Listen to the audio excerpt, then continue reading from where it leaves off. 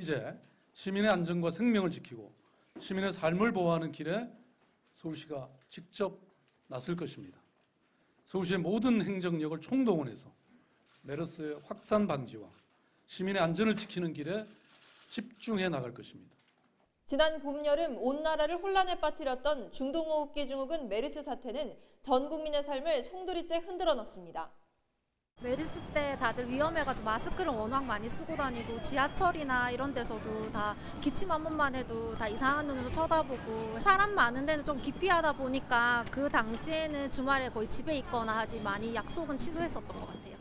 제가 그 중국 관광객이나 중국 상대로 마케팅 회사를 다니는데 메르스 때문에 관광객이 많이 안 들어와서 뭐 회사 일적으로 매출도 많이 감소됐고 한 3개월 정도 동안 좀 많이 힘들었는데 14번 메르스 환자와 접촉한 회사인 35번 환자가 참석한 재건축 조합 행사와 외식을 한 식당 등이 서울시에 의해 공개되면서 시민들은 메르스에 대한 두려움이 커졌지만 그만큼 철저히 대비할 수 있었습니다. 그건 되게 잘했다고 생각하는데 이미 빨리 알아야지 뭐 대책을 세우든 하니까 숨기고 있는 게 오히려 더 잘못된 거 아닌가요? 지난 5월 20일 국내에서 첫 번째 메르스 환자가 확진된 뒤 186명이 감염됐으며 이 중 38명이 숨졌습니다. 지난 23일 자정 종식선언 전까지 전 세계에서 메르스 환자가 두 번째로 많이 발생한 나라라는 불명예와 함께 메르스는 우리에게 많은 것을 남겼습니다. 국내 총생산의 0.4%인 6조 원이 메르스로 손실됐고 외국인 관광객 수도 급감하면서 서울, 명동, 종로 등 주요 관광지에서 한동안 외국인을 찾기 힘들었습니다. 서울 관광객의 큰손으로 불리는 중국인 관광객을 다시 불러들이기 위해 박원순 시장이 직접 중국 3대 도시를 돌며 서울을 홍보했습니다. 메르스를 통해 드러난 감염병 대응의 한계를 보완하고 공공보건의료 인프라와 서비스를 개선하는 내용의 서울시 감염병 대응 종합대책도 발표됐습니다. 투명한 정보 공개와 빠른 대처, 그리고 각 분야의 후속 대책들이 이어지면서 시민들은 메르스의 공포에서 벗어나 일상으로 돌아갈 수 있었습니다. 올 한 해 메르스로 인한 건강 문제만큼 화두가 됐던 것은 바로 안전입니다. 지난해 세월호 사고 이후 제2롯데월드의 안전 문제, 도심 곳곳에서 발생한 도로 함몰 등은 시민들의 안전에 대한 경각심을 그 어느 때보다 일깨웠습니다. 이런 가운데 서울시는 안전등급 D등급을 받은 서울역 고가에 차가 다니는 대신에 사람들의 발길이 닿는 공원을 조성하기로 결정했습니다. 이른바 서울역 7017 프로젝트. 1970년에 만들어져 2017년에 재생되는 고가. 17개의 보행로, 17m 높이의 고가란 뜻의 프로젝트가 가동됩니다. 서울시는 서울역 고가를 유동인구가 퍼져나가는 물꼬로 활용하기 위해 17개 지역과 이어지는 17개의 보행로를 신설하겠다고 밝혔습니다. 지난 13일 서울역 고가의 차량 통행이 전면 금지됐고 인근 상인들의 우려는 여전합니다. 우리 상가가 예를 들어 자유상이다 보니까는 물건을 많이 내리고 싣고 해야 돼요. 근데 그걸 못 하니까 일단 교통 흐름 때문에 주차를 정차를 못 해요. 그게 가장 큰 문제죠. 서울역 고가 찻길은 닫혔지만 7017 프로젝트를 통해 이곳이 발길이 모이는 근거지가 되어 주변 지역이 활성화될 것으로 서울시는 내다보고 있습니다. 서울시가 제정신이 아닌 것 같다. 서울시의 꼼수, 불통행정.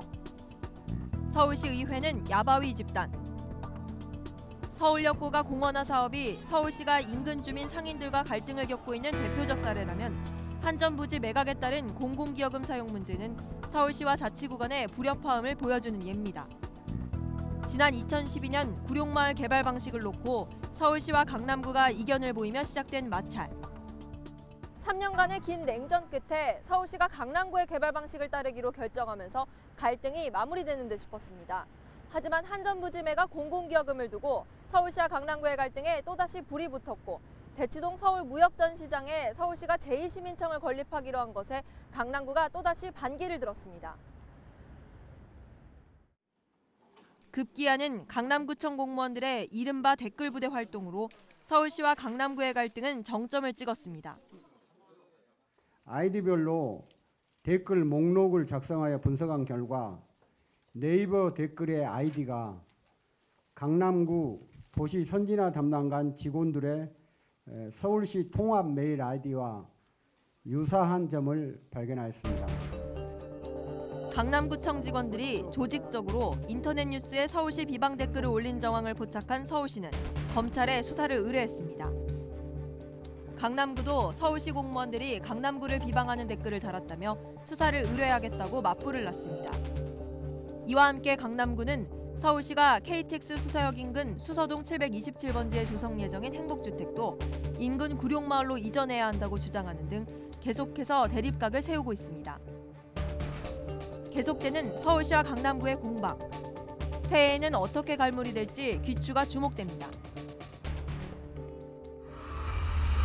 서울 브랜드가 드디어 아이서울유로 선정됐습니다. 나와 너의 서울, 아이서울유. 서울의 새 브랜드 아이서울유가 발표되고 시민들의 관심 가질 타가 쏟아지고 있습니다. 서울시가 선정 과정에서 전문가뿐 아니라 일반 시민들과 외국인의 의견을 반영했다고 하는데 실제 시민들의 의견은 엇갈리고 있습니다. 전체 시민의 의견을 모으기엔 좀 역부족이지 않나 싶은 생각이. 나랑 너의 서울? 뭐 이런 뜻인 것 같아요. 그 서울이 친근하게 느껴지는 것 같은 그런 느낌이에요. 특정 가수를 떠올리게 하는 패러디가 등장하는가 하면 서울의 물가와 전세난, 취업난 등을 풍자한 다양한 패러디도 등장했습니다. 지난 10월 28일 날 서울 브랜드 선정 이후에 시민들이 자발적으로 긍정적인 의미하고 부정적 의미의 패러디물들을 많이 만들어서 확산을 하였는데요. 그것 때문에 이제 세계 도시 브랜드 사상 유례 없이 브랜드 선정 이후에 일주일 만에 70% 이상의 인지도를 나타내기도 했습니다. 서울시는 오히려 아이서울유 패러디를 활용해 패러디 공모전을 펼치는 등 새 브랜드를 알리는 데 주력할 계획입니다. 이 밖에 올 한 해 서울에서는 청년시장을 둘러싼 서울시와 정부의 갈등, 박원순 시장의 일자리 대장정, 지하철 9호선 2단계 개통, 시외버스 입석 금지 논란 등 시민들의 삶과 밀접한 이슈들이 있었습니다. 이 같은 정책들은 때로는 시민들의 우려와 논란을 낳았고 때로는 박수갈채를 받기도 했습니다. 다가오는 2016년에는 어떤 이슈와 정책들이 우리 삶에 영향을 미치게 될까요? TBS 김정호입니다.